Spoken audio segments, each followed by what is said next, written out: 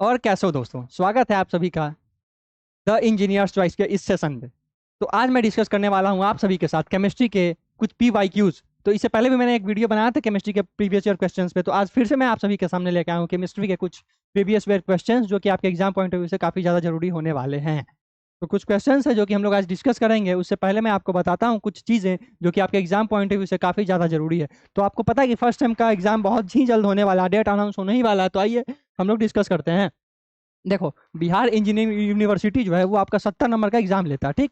तो उसमें total 9 questions chemistry में आते हैं। देखो, केमिस्ट्री में आपका टोटल 9 क्वेश्चंस आते हैं और उसमें क्या होता है, आपको 5 क्वेश्चंस का आंसर देने ही मैंडेटरी होते हैं। मतलब आप 9 में से कोई भी 5 क्वेश्चंस का आंसर आप दे सकते हो, उसमें आप पे कोई प्रेशर नहीं है कि आप इन्हीं का क्वेश्चन का आंसर दो। हाँ, लेकिन उसमें एक चीज होता है कि आपका क्वेश्चन नंबर 1 जो होता है वो बहुत ही ज्यादा कंपलसरी होता है। उसको उस क्वेश्चन का आंसर देना आपके लिए 110% मैंडेटरी होता है। ये चीज आप नोट कर लो अपने माइंड में, ठीक है। यहाँ पे लिखा भी हुआ है कि देखो, क्वेश्चन नंबर 1 इज कंपलसरी, ठीक। अब क्या इसमें the marks are indicator in the right hand margin. अब आपका जो मार्क्स होता है वो इस साइड में लिखा रहता है कि ये 1 नंबर का है या 2 नंबर का है, 3 नंबर का है, कितने मार्क्स का क्वेश्चन है ये आपका इसमें लिखा रहता है। और उसके बाद अटेम्प्ट 5 क्वेश्चन। मैंने अभी आपको बताया था कि 5 ही क्वेश्चन का आंसर देना मैंडेटरी होता है। और उसमें मैंडेटरी एक ये होता है कि आपको पहले नंबर क्वेश्चन का आंसर देना बहुत ही ज्यादा जरूरी होता है, उसको आप स्किप नहीं कर सकते। उसके बाद बचे आपके 8 क्वेश्चन। 8 क्वेश्चन में से आपके किन्हीं 4 क्वेश्चन का आंसर देने का मन है वो आप दे सकते हो। इसमें क्या होता है कि वन लाइनर क्वेश्चन भी होता है, लॉन्ग आंसर भी होता है और शॉर्ट आंसर भी होते हैं। कभी कभी आपको MCQ भी पूछे जाते हैं। तो इस में हम लोग डील करेंगे उन्हीं उन्हीं के कुछ क्वेश्चन से। तो आइए हम लोग उसको शुरू करते हैं, ठीक। चलो, देखो क्या है यहाँ पे। पहला नंबर क्वेश्चन आपका, transition metal ions like Cu+ and Ag+ are colourless, why. अब यहाँ पे बता रहा है कि देखो, कॉपर पॉजिटिव और जो है सिल्वर पॉजिटिव जो है वो कलरलेस क्यों होते हैं, ठीक। क्लियर है।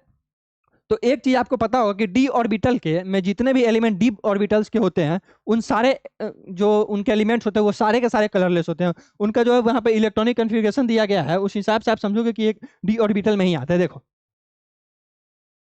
देखो यहाँ पे क्या है, the electronic configuration of copper with an atomic number of 29 is 1s2 2।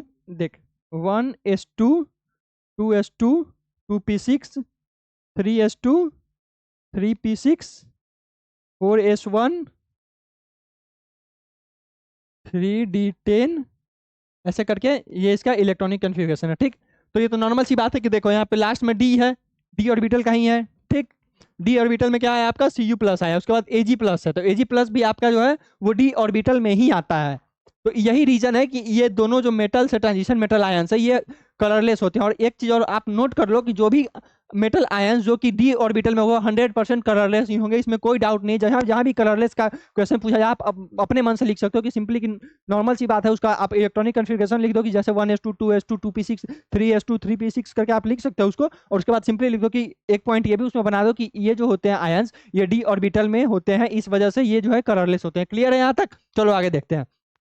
There is no space for jumping as the d orbitals are fully filled and hence no absorption of energy takes place। यही मैंने आपको बताया कि ये fully मतलब totally fixed होते हैं, इसमें कोई स्पेस ही नहीं होता कि ये मतलब कहीं बाहर जाए या फिर कहीं और किसी को अंदर ले। इसलिए ये जो है नॉर्मली फुल्ली फिक्स्ड होते हैं और इसमें इसी वजह, यही रीजन है कि कोई भी एनर्जी टेक्स प्लेस नहीं करता है, मतलब इसमें कोई भी एनर्जी इसके वजह से हैपन नहीं हो पाता, ठीक है। क्लियर है। देखो, since the colour of transition element is due to the presence of unpaired electron, Cu is colourless. एक तो Cu कलरलेस है, उसका यहाँ पे बता दिया गया। फिर Ag भी कलरलेस उसी रीजन से है क्योंकि डी ऑर्बिटल में नॉर्मल सी बात है कि जो भी एलिमेंट होंगे वो कलरलेस ही होंगे, जो भी ट्रांजिशन मेटल आयन होंगे। क्लियर। चलो, पहला नंबर क्वेश्चन आप अपने चाहो तो स्क्रीनशॉट ले सकते हो या फिर नोटबुक में नोट कर सकते हो। एक सिंपली मैं आपको एक बार फिर से बताता हूँ कि आपको अगर कोई भी क्वेश्चन आए, अगर आप पहचान लेते हो कि ये डी ब्लॉक का है, ये पी ब्लॉक का है, एस ब्लॉक का है, अगर आप ये पहचान लेते हो, ठीक, तो आप सिंपली क्या करो, उसका इलेक्ट्रॉनिक कन्फिग्रेशन लिख दो। उसके बाद लिख दो कि ये जो होते हैं ये डी ब्लॉक में आते हैं और इसमें जो है no energy takes place, no absorption of energy takes place, that why these elements are colourless. Clear. चलो क्वेश्चन नंबर 2 की तरफ बढ़े। आओ, आप क्वेश्चन नंबर 2 की तरफ हम लोग बढ़ते हैं।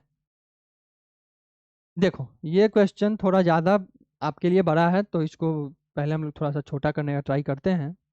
देखो क्या है यहाँ पे, write the principle for lime soda process for softening of hard water. मैंने एक लेक्चर लिया था, उसमें मैंने आपको बताया था कि जो हार्ड वाटर होता है उनको सॉफ्ट करने के कुछ प्रोसेसेस होते हैं, मैंने बताया था ना आपको। और पिछले पीवाईक्यू में भी मैंने आपको सॉफ्ट वाटर और हार्ड वाटर के बीच में डिफरेंस बताया था, हायर कंसंट्रेशन लोअर कंसंट्रेशन, ये मैंने बताया था आपको। उस वीडियो को जरूर देखना, उसके बाद ही इस वीडियो पे आप आना, क्योंकि उसमें 10 क्वेश्चन मैंने डिस्कस किए थे जो कि काफी ज्यादा जरूरी था आपके इस सेमेस्टर 1 के एग्जाम के लिए। तो आइए हम लोग सेकंड क्वेश्चन की तरफ बढ़ते हैं। सेकंड क्वेश्चन में आपका क्या है, देखो, write the principle for lime soda process for softening of hard water. Clear? पहला नंबर देखो क्या है यहाँ पे, soda lime is a process used in water treatment to remove hardness from water. अब एक सोडा लाइम प्रोसेस होता है, सोडा लाइम प्रोसेस होता है जिसमें हार्ड वाटर के थ्रू उसको पास कराया जाता है ताकि उसको उसका जो है हार्डनेस को रिमूव किया जाए और उस वाटर को सॉफ्ट किया जाए। ठीक, पहला आपका हो गया सोडा लाइम प्रोसेस। फिर इस प्रोसेस के बारे में जानते हैं। This process is now obsolete but was very useful for treatment of large volume of hard water. इस प्रोसेस को अब कम कर दिया गया है पहले की अपेक्षा में। पहले इसको बहुत मतलब लार्ज अमाउंट में जो हार्ड वाटर होते थे उनको सॉफ्ट करने के लिए इस प्रोसेस का यूज किया जाता था। किसका? सोडा लाइम वाटर का। इसी प्रोसेस के बारे में हमें 5 पॉइंट्स पढ़ने हैं और ये आपके क्वेश्चन एग्जाम में लॉन्ग आंसर के रूप में ये क्वेश्चन आ सकता है। तो सोडा लाइम प्रोसेस को आप बहुत ज्यादा ध्यान से समझो, ध्यान से पढ़ो, ताकि आपके लिए एक भी क्वेश्चन इसमें का मिस ना हो। Addition of lime and soda. देखो, लाइम और सोडा का जो मिक्सचर होता है वो हार्ड वाटर में precipitate calcium as the carbonate and magnesium as its hydroxide. अब हार्ड वाटर में जो पर्सिपिटेट्स करते हैं वो उसमें क्या करते हैं, ये कैल्शियम को कार्बोनेट के रूप में और मैग्नीशियम को क्या करते हैं, हाइड्रोक्साइड के रूप में तोड़ देते हैं ये। ठीक, जब एडिशन ऑफ लाइम, अब लाइम और जो है उसके बाद आपका सोडा का जब उसमें हार्ड वाटर में उसको डालते हैं मिक्स, दोनों के मिक्सचर को, तो वो पर्सिपिटेट फॉर्म करता है कैल्शियम का जो कि कार्बोनेट के रूप में होता है और मैग्नीशियम का जो कि हाइड्रोक्साइड के रूप में होता है। मतलब क्या हो गया यहाँ पे, कार्बोनेट हाइड्रोक्साइड के रूप में वो पर्सिपिटेट को फॉर्म करता है और यही वजह है कि सोडा लाइम वाटर प्रोसेस है जो हार्ड वाटर होता है वो सॉफ्ट होता है। ठीक, क्लियर ये पॉइंट? अब आओ नेक्स्ट पॉइंट पे। The amount of the two chemicals required are easily calculated from the analysis of the water and stereochemistry of the reactions. अब यहाँ पे देखो क्या समझना है हम लोग को। The amount of two chemical required are easily calculated from the analysis of water. अब जो दो केमिकल इसमें रिक्वायर्ड होता है इस प्रोसेस में वो बहुत ही आसानी से कैलकुलेट किए जाते हैं। क्यों? जो वो वाटर होता है और उनका जो स्टीरियोकेमिस्ट्री होता है उनका एनालिसिस करने के लिए, तो जो दो केमिकल होते हैं उनका जो है इजिली उसको क्लैरिफाई किया जाता है जो है उसका स्टडी करने के लिए और उसका एनालिसिस करने के लिए सोडा लाइम वाटर प्रोसेस के थ्रू। ठीक, जो कि हार्ड वाटर को सॉफ्ट करेगा। The lime soda uses lime and soda as to precipitate hardness from solution. यहाँ पे हमने क्या पढ़ा था कि जो है पर्सिपिटेट फॉर्म करता है तो कैल्शियम कार्बोनेट में चेंज कर देता है और मैग्नीशियम का हाइड्रोक्साइड में चेंज कर देता है। तो यहाँ पे एक और लाइन है कि ये जो है पर्सिपिटेट फॉर्म करता है सोडा एस का, जो कि है ये हार्डनेस को रिमूव करता है। ये जो है आपको हार्डनेस को रिमूव करके वाटर को प्योर करता है और ये जो आपका पर्सिपिटेट फॉर्म करता है, फोर्थ पॉइंट में दिया हुआ है CaOH2 और सोडा एस, ये जो आपको हार्डनेस को टोटली रिमूव कर देता है। उसके बाद आता है कार्बन डाइऑक्साइड एंड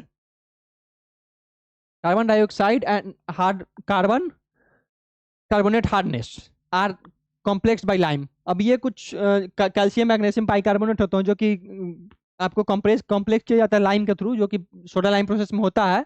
और ये जो प्रोसेस है इसको हम लोग सोडा एस और मैग्नीशियम के पर्सिपिटेशन से कंप्लीट करते हैं इसको। तो क्लियर? यहाँ पे एक चीज इसको शॉर्ट वे में समझो, आप लिखना अपने तरीके से, इसको शॉर्ट वे में समझ लो कि एक प्रोसेस होता है जिसको जो है जिसमें से वाटर के हार्डनेस को जो है खत्म करके उसको सॉफ्ट किया जाता है। और कैसे सॉफ्ट किया जाता है? सोडा लाइम प्रोसेस के थ्रू, जिसमें higher concentration to lower concentration होता है और इसमें जो है एडिशन ऑफ लाइम और लाइम का एडिशन और सोडा का एडिशन होता है और इसमें पर्सिपिटेट जो फॉर्म होता है कैल्शियम का कार्बोनेट और मैग्नीशियम का हाइड्रोक्साइड के रूप में फॉर्म होता है। यहाँ तक क्लियर है आप लोग? चलिए आगे बढ़ते हैं।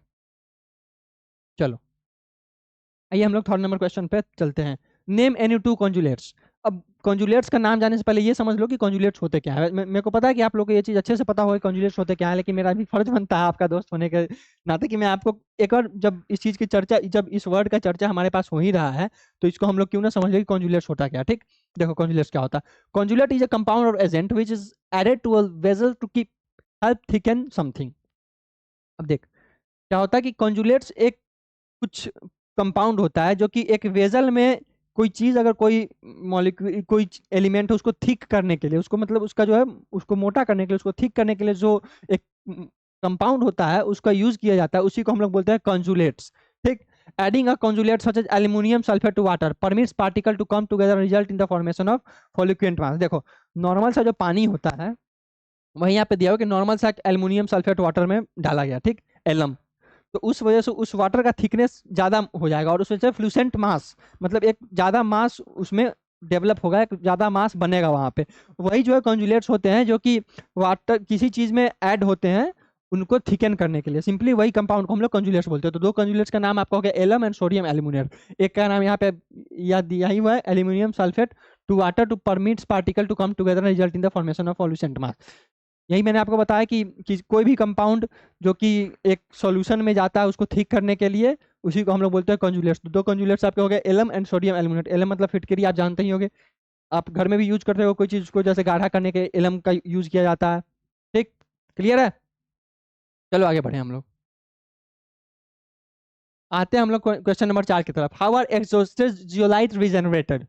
ये आपका वन लाइनर क्वेश्चन है जो कि आपका पूछा जाता है एग्जाम में बार बार कि एग्जॉस्टेड जियोलाइट जो है वो कैसे फॉर्म किए जाते हैं, कैसे उसको रीजनरेट के मतलब उनका जो है फिर से रीजनरेशन कैसे होता है। तो इसको हम लोग जानते हैं, एक ब्राइन सॉल्यूशन होता है। ब्राइन सॉल्यूशन जो क्या होता है वो मैं आपको बताता हूँ।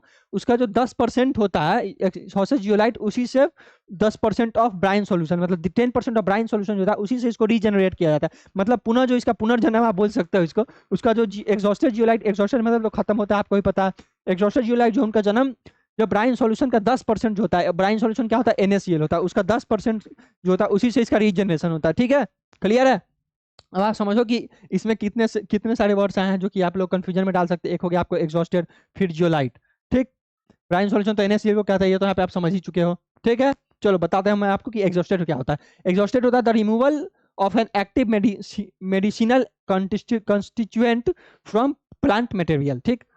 अब क्या होता है, the removal of an active medical constituent from plant material, मतलब वैसा प्रोसेस जिसमें जो है एक्टिव मेडिसिनल कॉन्स्टिट्यूएंट जो कि मतलब मेडिकल कॉन्स्टिट्यूएंट होते हैं उनको प्लांट मटेरियल में से खत्म करने का जो प्रोसेस होता है उसी को हम लोग बोलते हैं क्या, एग्जॉस्टर। अब जियोलाइट क्या होता है ये समझो। Zeolites are microporous 3 dimensional crystalline solid of aluminium silicate. अब क्रिस्टलिन सॉलिड मैंने आपको पढ़ाया था, उसमें ये 3 डायमेंशनल होता है, मतलब आप फिगर कोई मैं आपको समझा नहीं सकता हूँ वैसे हाथ से, लेकिन ये है कि आपको 3 डायमेंशनल एक फिगर होता है जो कि एल्यूमिनियम सिलिकेट का क्रिस्टलिन सॉलिड फॉर्म होता है।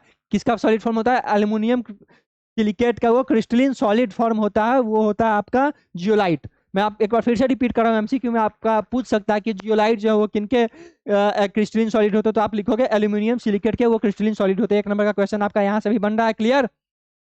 Zeolite have a small opening of a fixed size in them which allow a small molecule to pass through them easily। अब इनके पास जो है स्मॉल ओपनिंग होते हैं, स्मॉल ओपनिंग्स मतलब छोटे छोटे ओपनिंग्स होते हैं फिक्स साइज के, जो कि अलाउ करते हैं मॉलिक्यूल्स को उनके तरफ से इजीली पास करने के लिए। मतलब अब जियोलाइट जो है वो उनमें छोटे छोटे जो है पार्टिकल्स, छोटे छोटे छिद्र आप कह सकते हो, वो मौजूद होते हैं जो कि खुद मतलब एकदम नॉर्मल वे में अलाउ करते हैं कि आप मेरे तरफ से पास कर जाओ। मतलब जो मॉलिक्यूल्स उनको वो क्लियरली छोटे छोटे मॉलिक्यूल्स को पास करना अलाउ करता है एकदम इजीली, उसमें कोई परेशानी नहीं होता इस प्रोसेस में। तो यही था आपका एग्जॉस्टेड जियोलाइट जो कि 10% ऑफ ब्राइन सॉल्यूशन से निकल के आता है, बन के आता है। और ब्राइन सॉल्यूशन क्या होता है, NaCl के सॉल्यूशन को हम लोग बोलते हैं ब्राइन सॉल्यूशन। तो चलो बढ़ते हैं आगे क्वेश्चन नंबर 5 की तरफ। तो क्वेश्चन नंबर 5 आपका है व्हाट इज ब्राइन सॉल्यूशन। मैंने अभी डिस्कस किया था कि NaCl का 10% सॉल्यूशन जो है वो ब्राइन सॉल्यूशन कहलाता है, लेकिन यहाँ पे कुछ और चीज भी हो सकता है, इसको डिटेल में पढ़ते हैं हम लोग। Brine solution is nothing but water and salt dissolve in it, NaCl, salt, clear. But उसको टेबल साल्ट बोल सकते हो आप। Brine solution is nothing but water and salt dissolved in it. Hydrogen is obtained as a byproduct in the manufacture of sodium hydroxide and chlorine by the electrolysis of brine solution salt water. तो ये जो है वो आपका salt और water का mixture होता है जो, और इसमें जो है हाइड्रोजन का जो है वो प्रोसेस के थ्रू हाइड्रोजन निकल के आता है, मतलब उसको आप ऑब्टेन करते हो इसमें।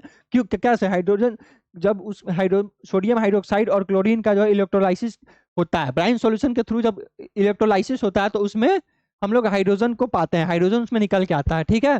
ब्राइन सॉल्यूशन 10% ऑफ NaCl होता है, ये भी क्लियर है आपका।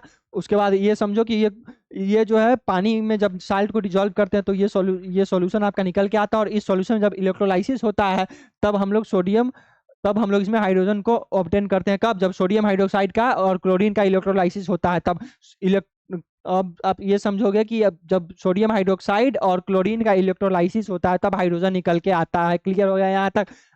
चलो इसी के साथ आपके 5 क्वेश्चंस मैंने आज पीवाई में कराए। जरूरी नहीं कि हम लोग एक दिन में 20 क्वेश्चंस पढ़े और आप बोर हो जाओ। इससे अच्छा कि हम लोग थोड़े थोड़े क्वेश्चंस पढ़ते हुए चले, लेकिन आपको बोर ना हो, आपको मनोरंजन भी आपको पूरा मिले, पढ़ाई भी पूरा मिले। उम्मीद करता हूँ आपको वीडियो पसंद आए। वीडियो पसंद आए तो वीडियो को लाइक करें, अपने दोस्तों में शेयर करें। अभी तक अगर चैनल को सब्सक्राइब नहीं किया तो चैनल को सब्सक्राइब जरूर कर दें। अपने अपने घरों में मस्त रहें, स्वस्थ रहें, तंदुरुस्त रहें। धन्यवाद।